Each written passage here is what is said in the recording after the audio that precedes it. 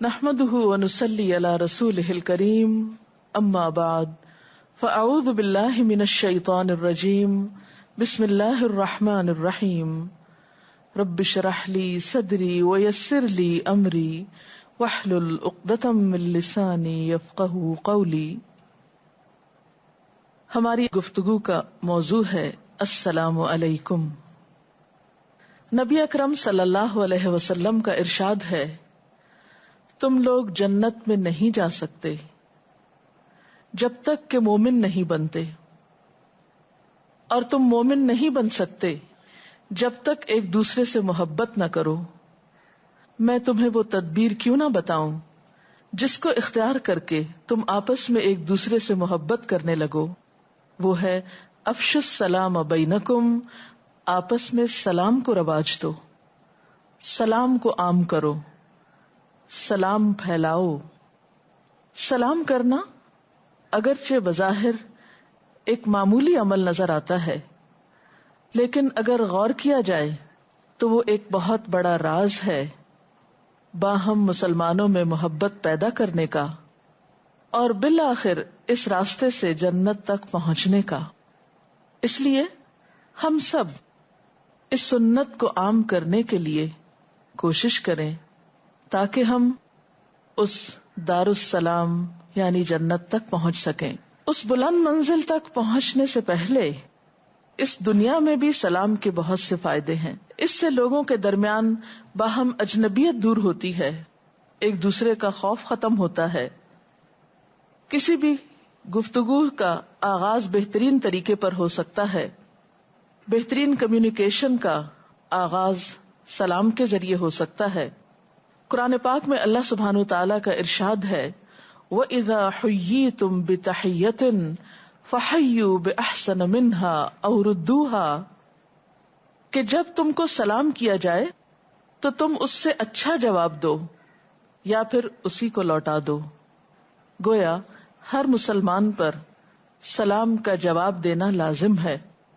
سلام کا لفظ عربی زبان کا لفظ ہے جس کے معنی ہیں ظاہری اور باطنی آفات سے پاک اور محفوظ رہنا، سلامت رہنا اور سلامت رکھنا.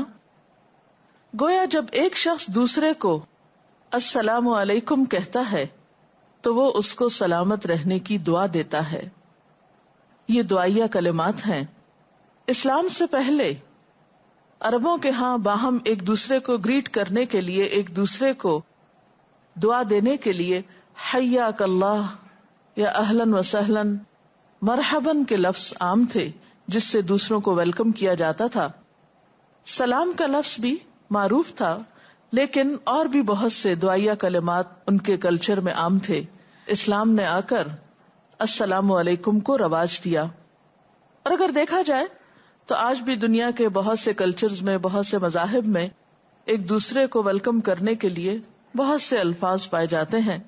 مثلاً انگریزی زبان میں لفظ ہیلو، اسی طرح ہیبرو زبان میں شلوم، ہندی میں نمستے وغیرہ کے الفاظ استعمال ہوتے ہیں. لیکن ان کے مقابلے میں السلام علیکم کا لفظ جو ہے وہ نہ صرف یہ کہ ایک ویلکم کرنے یا گریٹ کرنے کا لفظ ہے، بلکہ ایک دعا بھی ہے جس کا معنی کیا ہے کہ تم سلامت رہو، تم پر سلامتی ہو. اور السلام اللہ تعالیٰ کے ناموں میں سے ایک نام بھی ہے. تو جب ایک مسلمان دوسرے مسلمان کو سلام کرتا ہے تو وہ دراصل اس بات کا اظہار کرتا ہے کہ میرے ہاتھ، میرے زبان اور میرے کسی بھی قسم کے شر سے تم محفوظ ہو، تمہیں مجھ سے کسی قسم کا کوئی خوف نہیں ہونا چاہیے. اور جو لفظ وہ زبان سے نکالتا ہے وہ لفظ بھی عبادت بن جاتے ہیں. جب ایک مسلمان دوسرے مسلمان کے ساتھ خیر خواہی برتتا ہے تو دوسری طرف سے بھی اس کو خیر خواہی کے جذبات جواب میں ملتے ہیں. اور دیکھا جائے تو لفظ السلام اللہ کے ناموں میں سے ایک نام ہے. نبی صلی اللہ علیہ وسلم کا ارشاد ہے، السلام اللہ کے ناموں میں سے ایک نام ہے جس کو اللہ تعالیٰ نے زمین میں رکھ دیا ہے، پس السلام کو آپس میں پھیلاؤ. گویا لفظ السلام جب ہم بولتے ہیں تو وہ ایک طرح سے اللہ تعالیٰ کے ناموں میں سے ایک نام بول رہے ہوتے ہیں، اور اس نام کا ورد کرنا عبادت بھی ہے، باعث خیر بھی ہے اور دعا بھی ہے۔ روایات میں یہ بھی آتا ہے، حضرت ابو ہریرہ سے مروی ہے کہ نبی صلی اللہ علیہ وسلم نے فرمایا، اللہ تعالیٰ نے جب حضرت آدم کو پیدا کیا تو انہیں فرشتوں کی ایک جماعت کے پاس بھیجا اور حکم دیا کہ جاؤ اور ان کے بیٹھے ہوئے فرشتوں کو سلام کرو، اور سلام کے جواب میں جو دعا وہ تمہیں دیں اسے غور سے سننا، اس لیے کہ یہ تمہاری اور تمہاری اولاد کی دعا ہوگی۔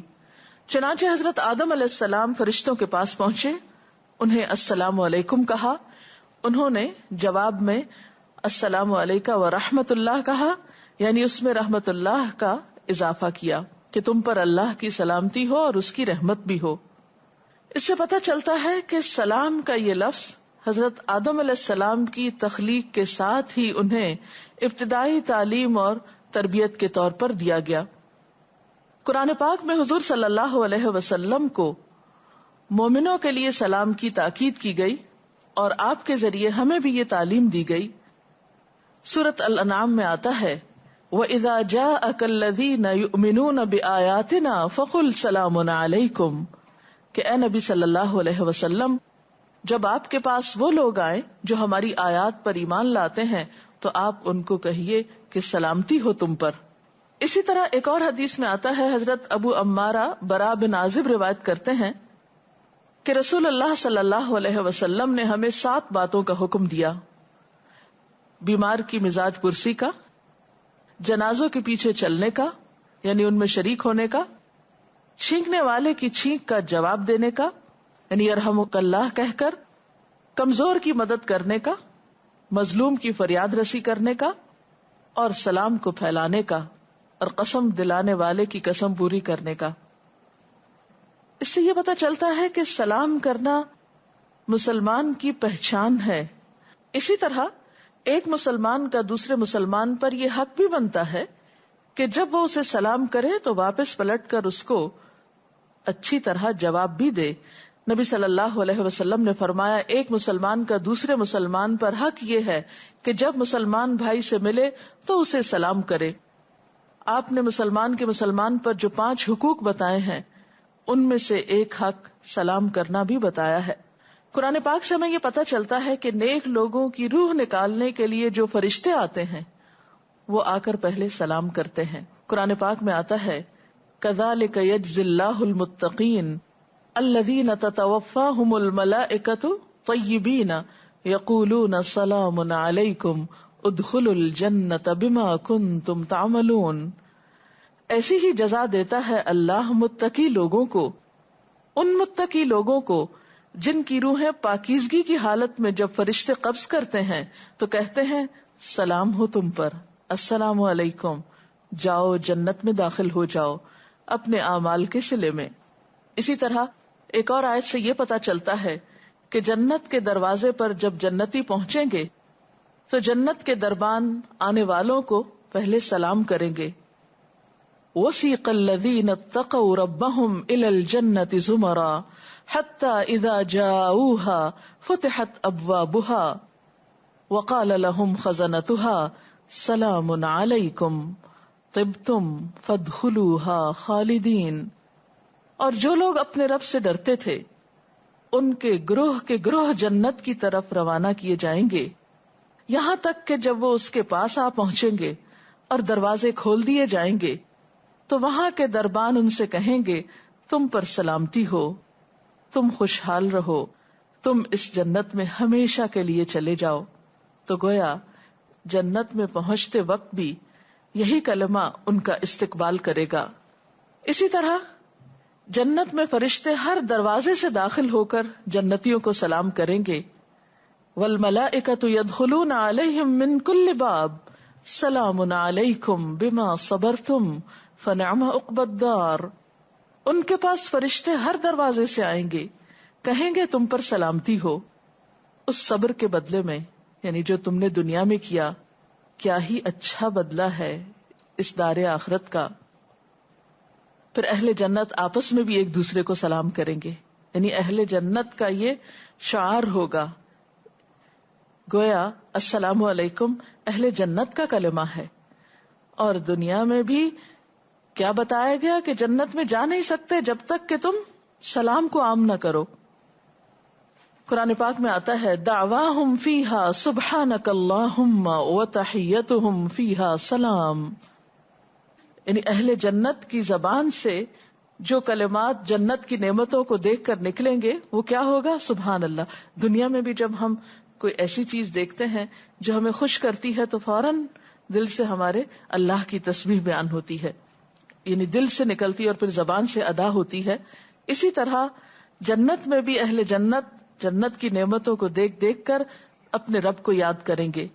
اور وَتَحِيَّتُهُمْ فِيهَا سلام، اور ان کی گریٹنگز وہاں سلام ہوگی. آج ہمیں دیکھنا چاہیے کہ ہم دنیا میں کیا اس کی پریکٹس کر رہے ہیں.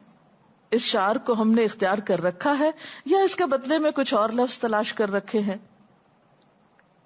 اہل جنت وہاں کوئی لغو بات نہ سنیں گے. لا يسمعون فيها لغوا ولا تأثیما الا قیلا سلاما سلاما. وہاں وہ کوئی بےہودہ اور لغو اور گناہ کی بات نہ سنیں گے، بلکہ ان کی سماعت پر ہر وقت سلام ہی سلام کی آوازیں ہوں گی، یعنی سلام ہی سلام ہر طرف پھیلا ہوا ہوگا.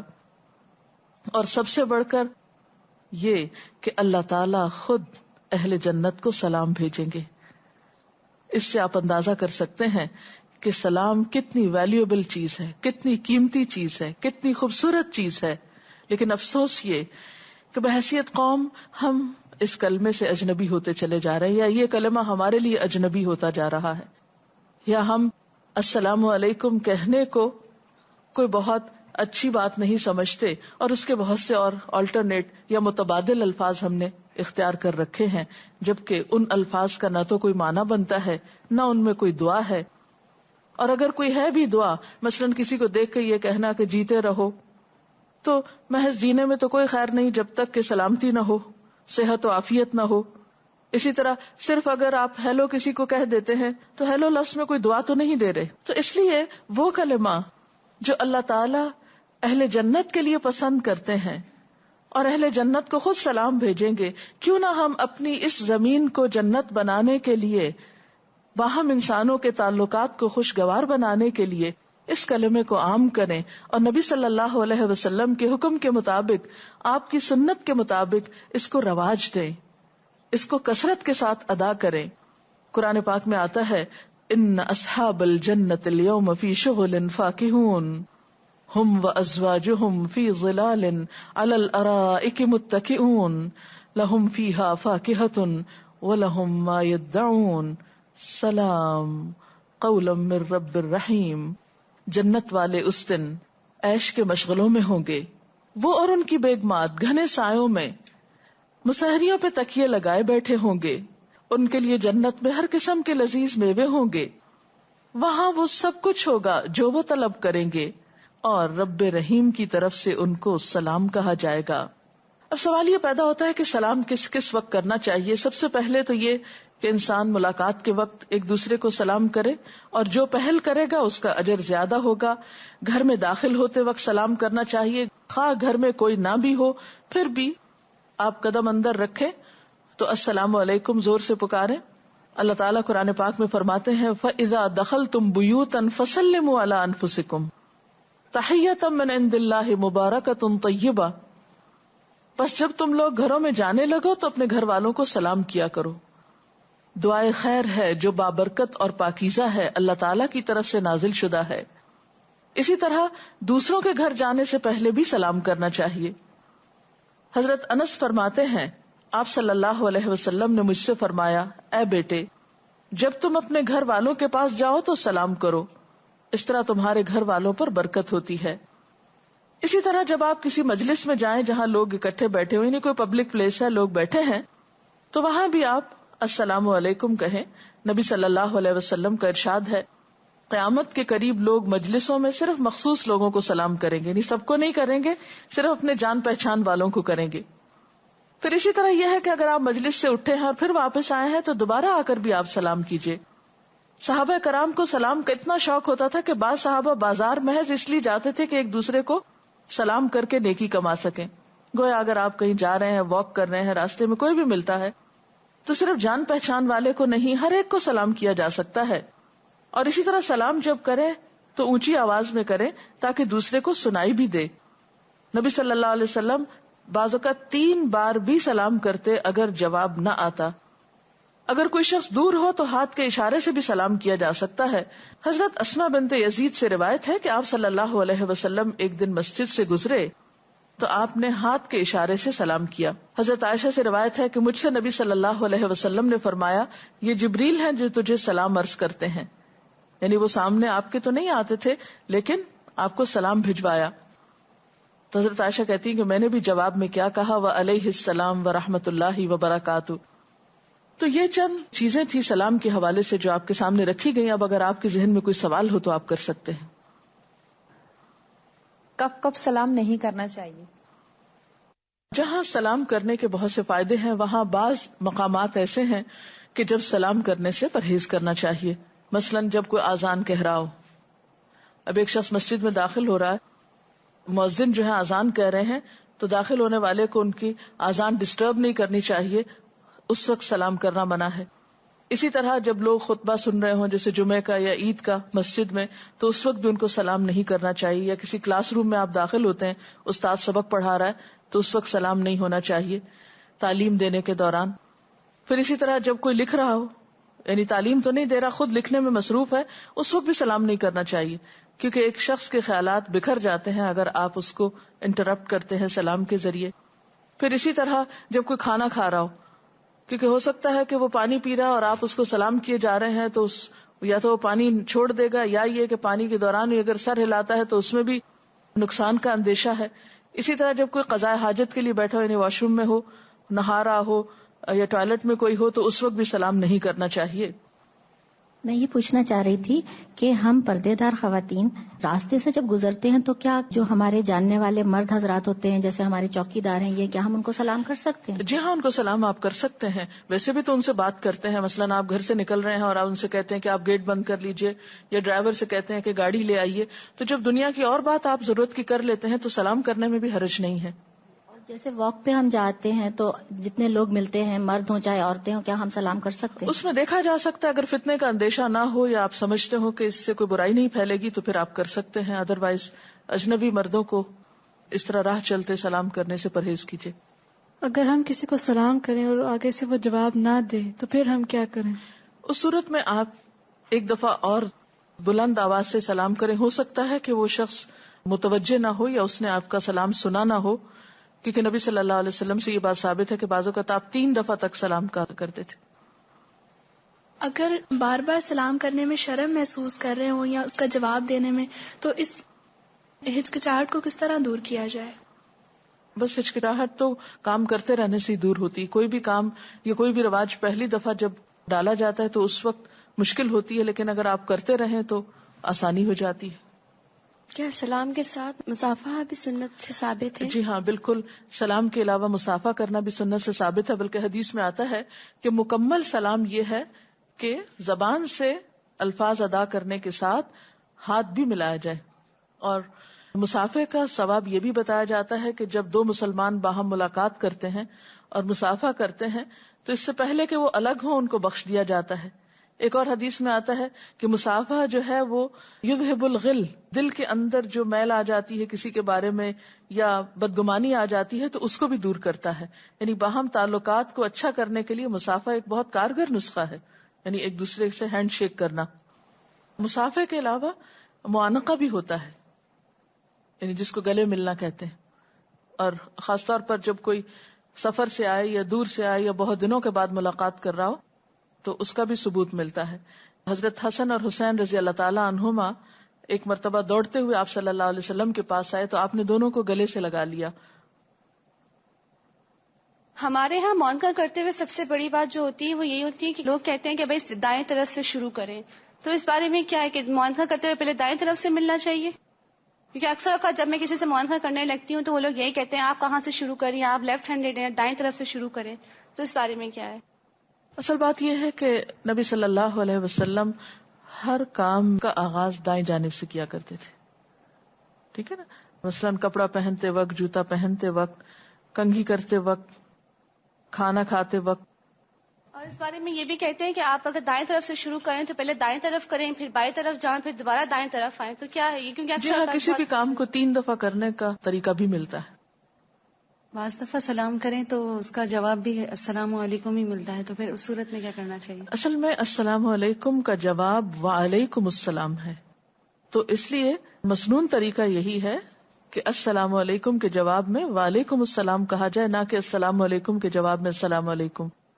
اور بعض لوگ تو صحیح لفظ بھی ادا نہیں کرتے، السلام علیکم کہہ دیتے ہیں یا سلام علیکم. تو اب یہ اصل الفاظ نہیں ہیں، پھر یہ میننگ لیس ہو جاتے ہیں. تو السلام علیکم کہنا زیادہ بہتر ہے، جس کا مطلب بھی بنتا ہے. آپ دیکھیں نا، السلام اللہ تعالیٰ کے ناموں میں سے ایک نام ہے. اب اس کو اگر آپ سلامہ بنا دیتے ہیں تو کیا معنی بنے گا؟ ہاں، یا السلام علیکم کہہ دیتے ہیں، لام بولتے ہی نہیں ہے تو کیا معنی بنے گا؟ تو اس لیے درست الفاظ بولنے چاہیے. اور آخر میں آپ سب سے یہی کہوں گی کہ اس سنت کو عام کیجئے، اس نسخے کو آزما کے دیکھیے، اور پھر آپ خود اپنے باہمی تعلقات میں، اپنے خاندانوں کے اندر، اپنے رشتہ داروں کے اندر، دوستوں کے اندر ایک بہترین تبدیلی پائیں گے. اللہ تعالی ہمیں اس طریقے پر عمل کی توفیق عطا فرمائے. وآخر دعوانا ان الحمد للہ رب العالمین. سبحانک اللہم وبحمدک، نشہد ان لا الہ الا انت، نستغفرک ونتوب الیک. والسلام علیکم ورحمۃ اللہ وبرکاتہ.